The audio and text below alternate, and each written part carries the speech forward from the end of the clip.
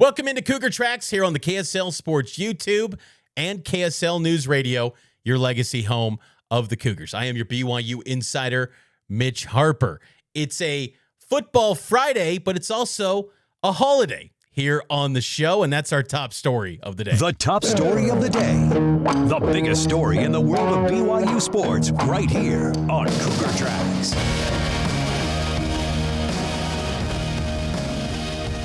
Hope everyone is having a happy Halloween, however you're celebrating Halloween.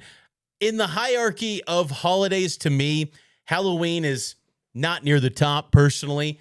I'd say Christmas, Thanksgiving, even Labor Day, Memorial Day, July 4th. Those, to me, are the holidays that I put in the great hierarchy of great holidays. New Year's Day as well. Halloween, it's a fun day. I'm not that energy that says, oh, don't dress up. I don't mind dressing up. This year, I didn't dress up. I've got the ghost face mask from years ago. I could always throw that on. Last year, I dressed up as Grimace. It's always fun going to a football practice that coincides with Halloween. A couple years ago, Jay Hill dressed as Austin Powers. It's fun showing up in Halloween costumes. It has been different this year for BYU. No AD just setting the internet ablaze with a costume. Brian Santiago, he's a man of business. He's not dressing up for Halloween. That was Tom Holmoe's deal. I'm kind of surprised, to be honest with you, that we haven't seen any sort of photo evidence of Tom Holmoe's Halloween costume this year. I got to imagine the guy's still dressed up. He had to have dressed up. The man loves Halloween costumes. That was Tom Holmoe's thing. But so it's been a little bit different around BYU. BYU students still filling campus with some great creative costumes. I think a couple people had the Toy Story Pizza Planet cup and the burger box of Woody and Buzz. That was creative. That's BYU students to a T. They are big brain, galaxy brain thinkers when it comes to Halloween costumes. And a guy that can appreciate some Halloween fun is Kalani Sitake. And Kalani had a fun story that he shared with the media about Halloween in the past, and this was Kalani Sitake. When you say everybody needs to recharge on the bye week, our coaches do too. So I'm looking forward to them hanging out with their families and obviously recruiting is an everyday thing, but allowing them to go trick or treating and I mean it's crazy when you think about the costumes and how exciting it gets. But I actually I'll give you a quick story. Well, Taysom Hill had a bye one weekend, and he came to my house to visit during Halloween trick or treating time. So he came by to visit, and we're trying to get our kids ready for Halloween. And I just said, Taysom, go hand out the candy. I gave him my job. So he goes out there, and next thing I know, there's this huge line at at our house because Taysom Hill's over there. Then the next year, we happen to have a bye week or had Halloween off again. It might have been during the middle of the week, and all the kids showed up again, and all they were asking is, "Where's Taysom Hill?" And I was like, "Oh, this." But it's like, I'm the head coach. They just want the players, and I'm okay with that. So I don't know if I'm gonna hand out the candy this year. I'm gonna maybe who in the NFL has a bye? Oh, Jamal Williams is gonna always be available. Maybe he'll come by and bring his daughter to trick or treat in my neighborhood, and he could take over as the guest candy giver. So yeah, but we love it. Imagine being a kid going to a house, one that's Kalani's house, and then two, it's not Kalani at the door, it's Taysom Hill. You'd be like, Kalani, you dressed up as Taysom Hill? No. Good stuff from Kalani. Earlier today, I was at my kids' elementary school parade, the traditional Halloween parade. I think every kid does it.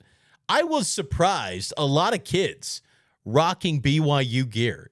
And keep in mind, I live up in Salt Lake County, so you would typically think a lot of Utah fans are going to be feeling the Halloween costumes, and there was a good number of Utah kids as well, but I saw a handful of BYU kids rocking BYU gear. My middle son, Lincoln, he dressed up this year as Rider Lions. future BYU quarterback. He's like his dad, getting ahead of the curve. While everyone is dressing up as Bear, Lincoln is getting ahead of everything and going straight to his favorite guy, the King of Aura, Ryder Lyons. My oldest son, Max, he dressed up as Sully. They had a picture with Xavier Staten, BYU Basketball Center, at the trick or treat. So pretty cool to see that. Look at Staten's costume. My goodness, that thing is scary. It's frightening. I've never been scary Halloween guy as far as costumes. I'm either funny Halloween costume guy or no costume guy. That's kind of my deal. I don't mind a good scary movie, a horror movie. I like those. But as far as scary costumes, I've never been scary costume guy, other than maybe a scary mask, but then it's spun into a funny piece. There was a great picture, too, of a BYU fan rocking a Bear Bachmeier jersey with a Utah kid or stuffed figure trailing them. Great picture from Cougar Stats on X. So Cougar Nation is loud and proud. When they're 8-0 and flying high, it makes it a little more enjoyable to wear that BYU uniform and costume on Halloween when the Cougs are flying high at 8-0. Halloween week is traditionally a spot for me when it comes to my job to kind of have a tradition of sorts. On Halloween week since 2011, BYU has had a bye week 7 times since 2011. It used to be under Bronco almost like a preferred spot to have because you got the holiday, you get to spend time with the family, the kids, and that was kind of the go-to spot in Independence with the bye week. 4 times in the Bronco era since 2011, BYU had a bye week around Halloween, and then this is the 3rd time this has happened for Kalani in his era, back-to-back years off for Halloween. And typically in this spot, I start to piece together the groundwork for the following year's BYU football roster and depth chart. And I know that's next level thinking here. Again, they're 8-0. There's still 4 games to go in 2025. But my thought is this. Before we know it, it's portal season. It's recruiting season. I mean, signing day is coming up the first Wednesday in December. BYU just had a prospect decommit earlier today, a cornerback in Jackson Gates. He flipped his commitment from BYU to Missouri. When he committed to BYU, he was flipping from Syracuse to BYU. So he's on his 3rd commitment now. But piecing together the tenets of the 2026 roster, and I will say, I'm not going to get too deep into the weeds with you here, but I'm kind of looking at next year's roster potentially. Again, BYU's at 8-0. This is a good football program. And the face of the program is Bear Bachmeier next season. Ryder Lyons, who my son was dressed up as for Halloween today, he's going to be 2027 guy. Bear Bachmeier, this is his program, his team. You think about Bear, LJ Martin next year. Get some transfer portal running backs, wide receivers. You got Kingston, JoJo Phillips, Cody Hagan, LaMason Waller. A lot of good personnel on the offensive line. Defensive line, you got a lot of players with eligibility returning in even Keanu Tanavasa if he wants to run it back. All I'm saying is this stretch run for BYU, if they can find a way to get to Arlington, I don't look at this as some coronation moment for the program. You could have sustained success with what you're doing going forward to where this could become an annual deal where BYU is contending at a high level because, and you can't assume that everyone's back. There's going to be attrition every single year, but look, there's a lot to like about potentially what could be next year, especially if this year's team finishes strong. So I'm already putting together my 2026 big boards and rosters for next year, and early thoughts on next year. I like the personnel, man. I think this could be some really special things for BYU going forward in the future. Let's take a break. Get to more BYU football talk and some Big 12 football picks around the corner. It's Cougar Tracks here on the KSL Sports YouTube and KSL News Radio. Welcome back into Cougar Tracks here on the KSL Sports YouTube and KSL News Radio. Every day, Cougar Tracks comes to you live Monday through Friday at high noon on the KSL Sports YouTube and audio podcast feed and on KSL News Radio. Appreciate all of you for subscribing to the show, whether it's on YouTube or audio podcast. Appreciate you for supporting this show, having a blast doing the daily podcasting thing. I keep telling people it's the favorite thing I've done since I started at KSL. I love hosting daily content and daily shows for you and Cougar Nation, and I hope you appreciate it as well. Coming up on Monday, BYU Basketball is in action to tip off the most anticipated season in program history as number 8 BYU takes on the Villanova Wildcats. BYU, pretty sizable favorite against Villanova. Villanova's a top 50 team in KenPom. It's not like this is some slouch of a program. They got a new head coach in Kevin Willard. And to get a more in-depth look at the Wildcats from the Big East Conference, I caught up with the Villanova insider to learn more about Nova and this year's Villanova squad right now here on Cougar Tracks. Welcome back into Cougar Tracks here on KSL News Radio and KSL Sports. BYU Basketball gets the season started on Monday night in Las Vegas against one of the great brands in college basketball, the Villanova Wildcats. First meeting since 1984, tip-off at 7:30 here on KSL. And to talk about the Villanova Wildcats, I'm joined now by Willy Annon, the full 40 of Villanova podcast host. He covers all things Villanova basketball. And Willie, appreciate you hopping on board here. This is, I think, a really good matchup to open up night one in college basketball. Yeah, I mean, I think, and thank you for having me, Mitch. I think it's a fantastic matchup.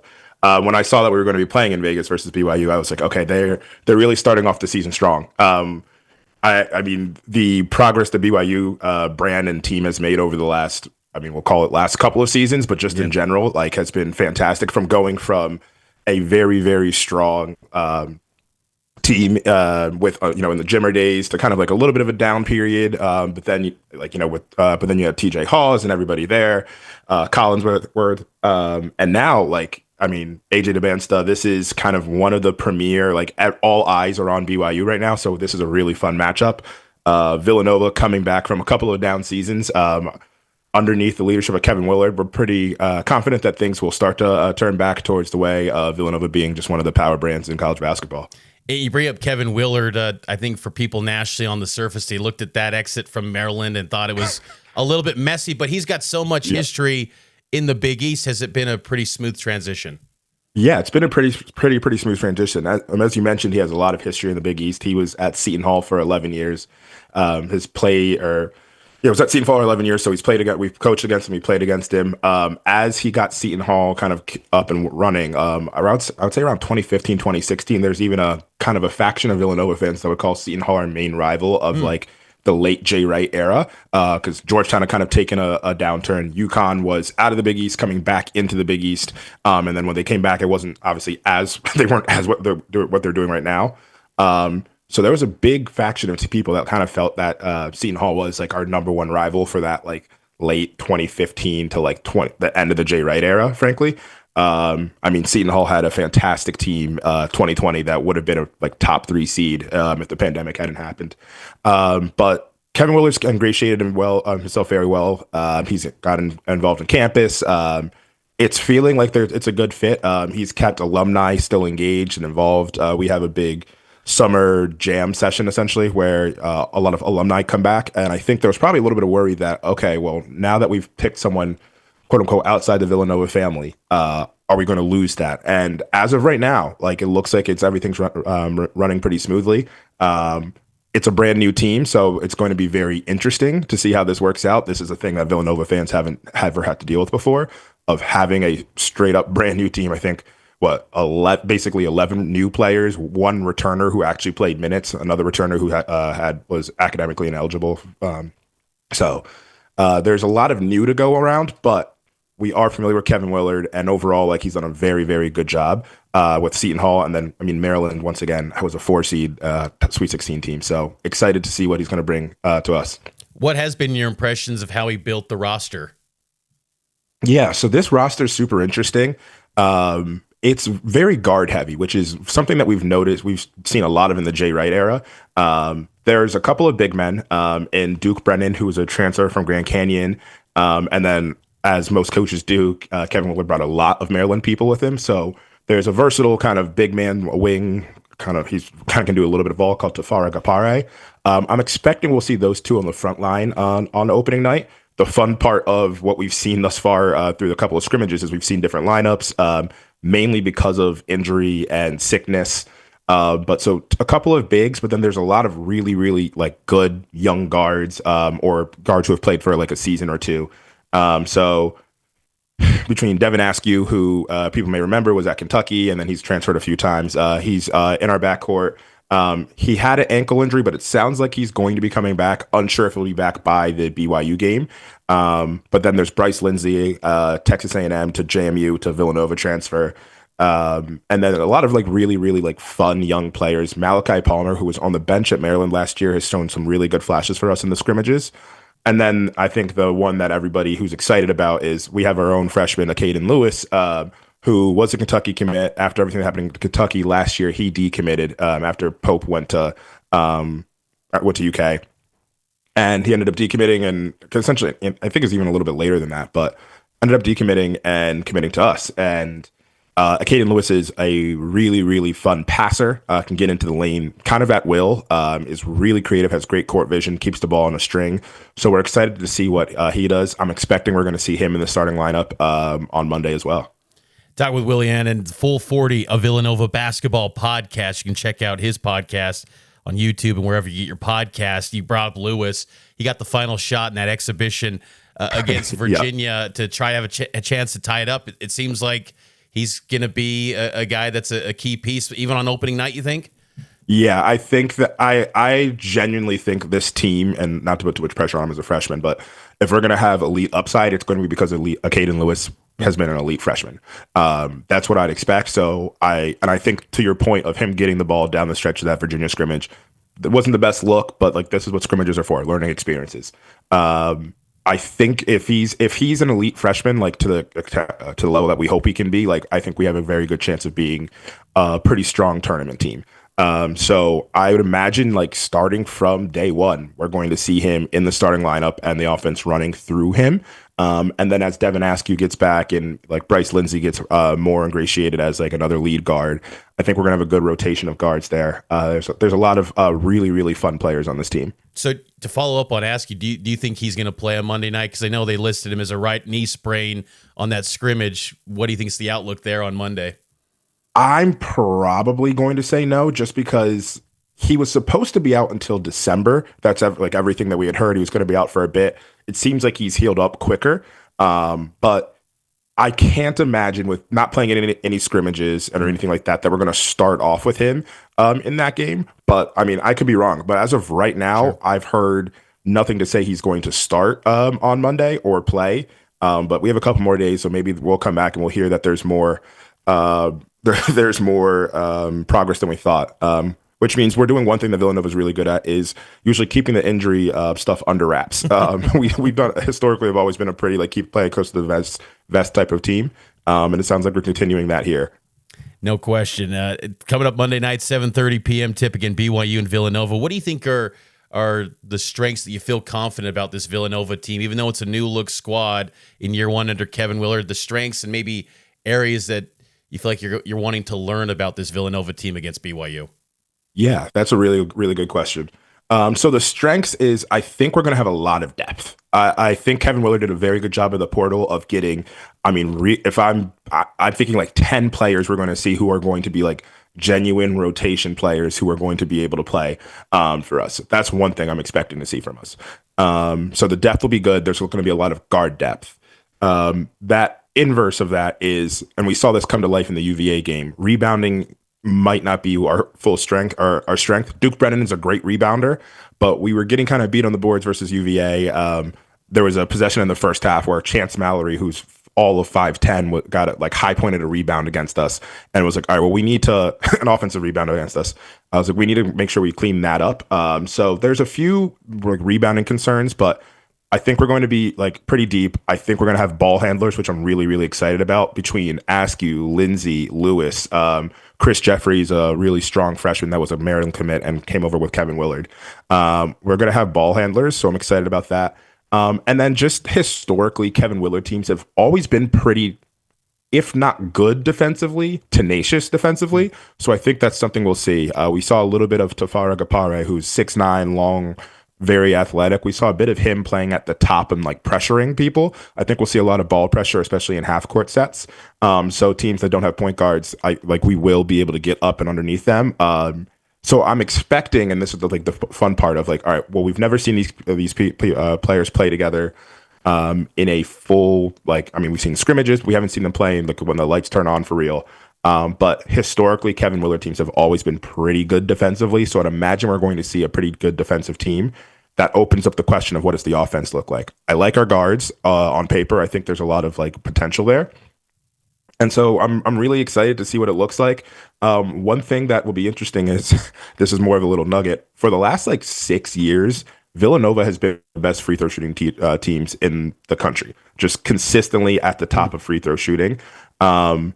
We haven't shot particularly well from the free throw line this year. So I'm very curious to see how that turns out. I think it's just a thing that we've practiced really, really hard underneath Jay Wright era teams. And even though Kyle Neptune isn't Jay Wright, came from the same tree, we've always been really good at the free throw line. I think we'll see how that looks like coming up for this season as well, which could be huge down the stretch for us in certain games. Last thing for you, Willie, and appreciate you spending so much time. This has been awesome. Begin previewing BYU and Villanova, but along with covering the Villanova Wildcats, you also like the NBA draft, and I got to get your thoughts on what you think of AJ DeBonsa, and even to a lesser extent, maybe Rob Wright and Richie Saunders for BYU, but your thoughts on the collection of personnel BYU has that are expected to be some prominent NBA prospects. Yeah, we'll start with AJ just at the head of the snake. He's been I think it's been the last 2 seasons. It's been kind of clear he's been the number one player in the class. He is a absolute 6'9", 210, great big wing, has a great frame. He looks the part. He is a offensive player who can absolutely take over games. For being 6'9", he has a lot of wiggle, has a really strong profile. He's shown pretty decent passing instincts, which I think is really good for a player like him. Most players that I think about, who are 6'9" wings, who can put the ball in the bucket, the passing isn't always there immediately. He has that passing. He shows that there. He's a very confident player. He is he plays with a really, really strong edge as of right now. So I'm curious to see how that defensive edge translates in.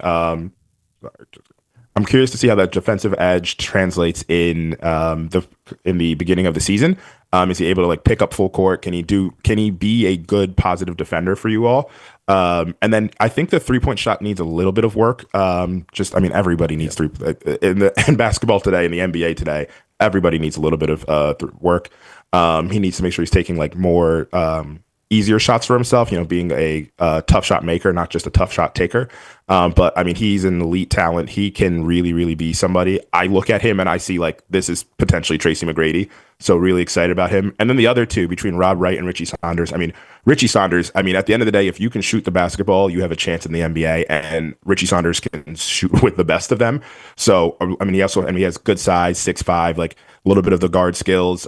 He's probably going to play more off ball at the NBA, but I see him playing off of the band stuff really, really well. And then Rob Wright, a little bit more undersized Philly guard, actually, funnily enough. So was someone that was in our own backyard, but he's going to he had a decent year at BYU, I think, or Baylor, excuse me.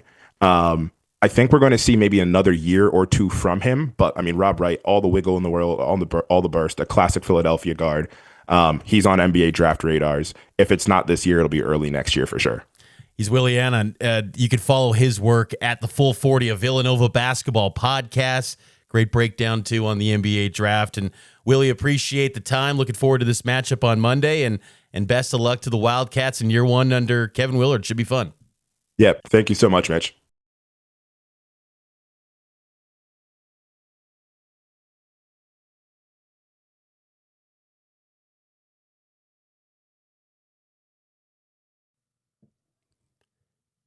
Welcome back into Cougar Tracks here on KSL NewsRadio and the KSL Sports YouTube page.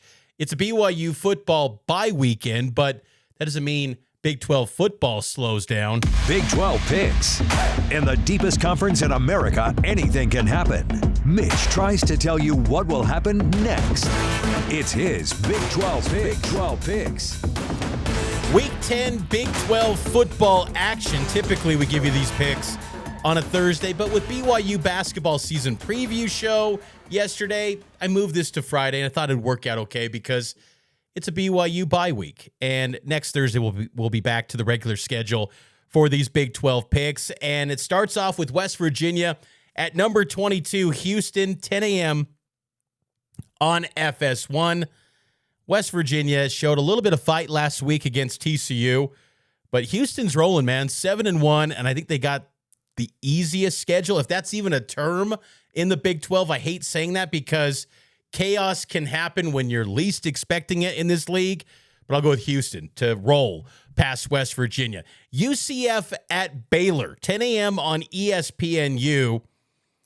I'm not going to lie, this feels like a big one for Dave Aranda, because if you lose this game, if you're Aranda, doesn't that crank up the heat? Doesn't that maybe raise the questions about if he's the right guy for the job? It's been shocking to me that this Baylor defense struggles as much as they do under Dave Aranda. When you think Dave Aranda, you think great defensive play. And that has not been the case for Baylor this year. I will go with Baylor slightly. It's going to be a close one between the Bears and the Knights. I'll maybe just default to the home edge for the Bears to get this one done. Arizona State at Iowa State, 11 a.m. on TNT. Kenny Dillingham announced that Sam Leavitt out for the year, going to have season-ending surgery. That's huge. That is a bummer. I still think Arizona State's going to battle and compete, but they're so banged up. They've got players out for the first half. They've got a bunch of injuries. Leavitt's out. I'll go with Iowa State in this one. Now, Iowa State's secondary is not great. BYU passed for more than 300 yards, and Iowa State is on a 3-game skid.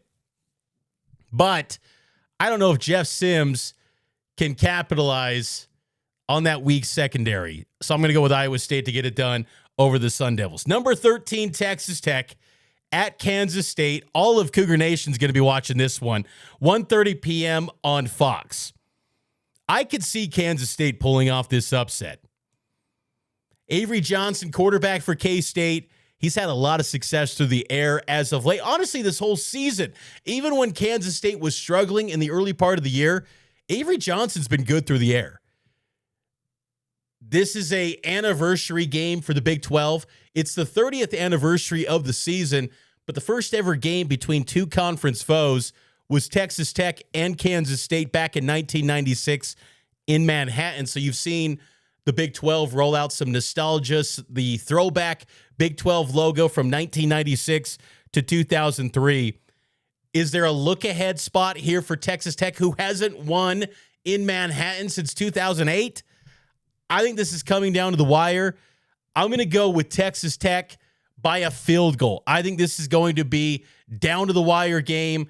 Texas Tech escapes, and it sets up potentially a top 10 showdown next week between BYU and Texas Tech. Oklahoma State at Kansas, 2 p.m. on ESPN+. Kansas. Anyone that's playing Oklahoma State, I'm going with the opponent. Oklahoma State is lifeless. They are struggling, and that's putting it lightly. Arizona at Colorado, 5 p.m. on FS1. I'll call for Colorado to somehow bounce back. That looked like a group that completely quit last week in Salt Lake. Quit. But I'd like to think that Coach Prime, who rarely experiences failure to that degree, I would argue that was probably the worst loss that Coach Prime has suffered ever in his athletic professional career of any kind. He's never taken a loss like that. That looked like the Colorado teams before Coach Prime, when they were the worst team in the Pac-12. That's how bad they were last week against Utah.